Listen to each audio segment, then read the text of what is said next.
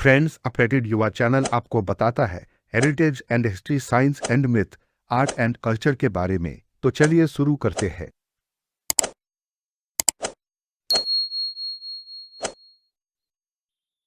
दोस्तों, आज हम जानेंगे कुंभ मेला के बारे में। 2017 में यूनेस्को ने कुंभ मेले को मानवता की अमूल्य सांस्कृतिक विरासत के रूप में मान्यता दी तथा इसके सांस्कृतिक और आध्यात्मिक महत्व को स्वीकार किया। आइए कुंभ मेला के बारे में विस्तार से जानते हैं। कुंभ मेले का समय खगोलीय घटनाओं से जुड़ा है, विशेष रूप से बृहस्पति का विशिष्ट राशियों में भ्रमण, साथ ही खगोल विज्ञान और गणित के गहन संश्लेषण को रेखांकित करता है।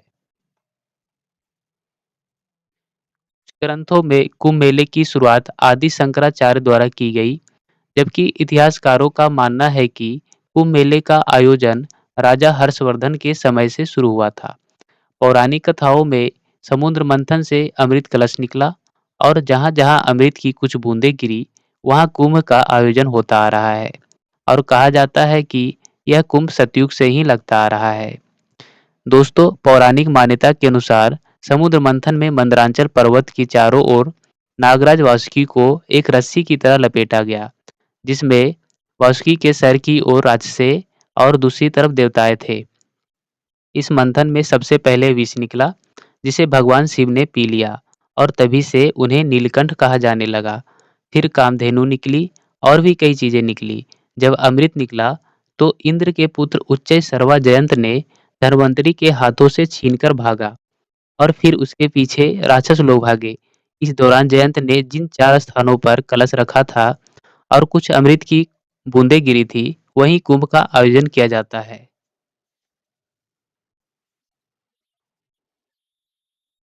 दोस्तों, कुंभ मेला 4 शहरों में आयोजित किया जाता है। आप इसे मैप में देख सकते हैं।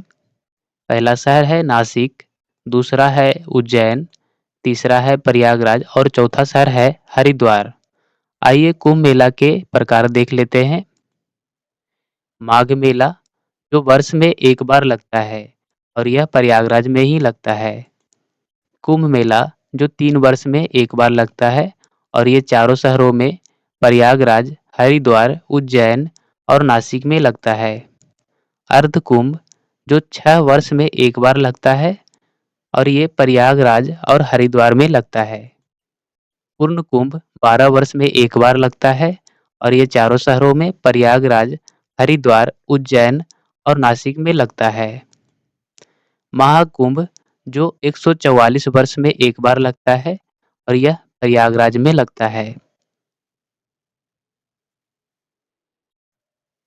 खाराज इन कुंभ, दोस्तों कुंभ कुंभ में विभिन्न प्रकार के अखाड़े भाग लेते हैं। आइए इनके बारे में जानते हैं। शैव संप्रदाय से संबंधित अखाड़ा, में जूना अखाड़ा, निरंजनी अखाड़ा, महानिर्वाणी अखाड़ा, निर्वाणी अखाड़ा, आह्वान अखाड़ा, आनंद अखाड़ा और अटल अखाड़ा शामिल होते हैं। वैष्णव संप्रदाय से संबंधित अखाड़ा है रामानंदी अखाड़ा, निर्मोही अखाड़ा, दिगंबर अनी अखाड़ा, निर्वाणी अनी अखाड़ा। उदासीन संप्रदाय से संबंधित अखाड़ा है बड़ा उदासीन और नया उदासीन। दोस्तों, ये सभी अखाड़े मिलकर अखिल भारतीय अखाड़ा परिषद बनाते हैं, जो अखाड़ों की शीर्ष संस्था है। यह परिषद कुंभ मेला, धार्मिक मुद्दों और धर्म संरक्षण से जुड़ी निर्णय लेते हैं। नागा साधु, घोड़े पर सवार महंत, त्रिशूल, शंख और ढोल के साथ ये अखाड़े धार्मिक उत्सव में जान डालते हैं। हर अखाड़ा शाही स्नान में अपनी झांकी, झंडा और संतों के साथ भाग लेते हैं। दोस्तों, इस साल 2025 में शाही स्नान 14 जनवरी, जो मकर संक्रांति के दिन हुई थी, 29 जनवरी मौनी अमावस्या के दिन यहाँ देखा गया काफी संख्या में श्रद्धालु भाग लिए थे। 3 फरवरी बसंत पंचमी के दिन शाही स्नान हुआ था।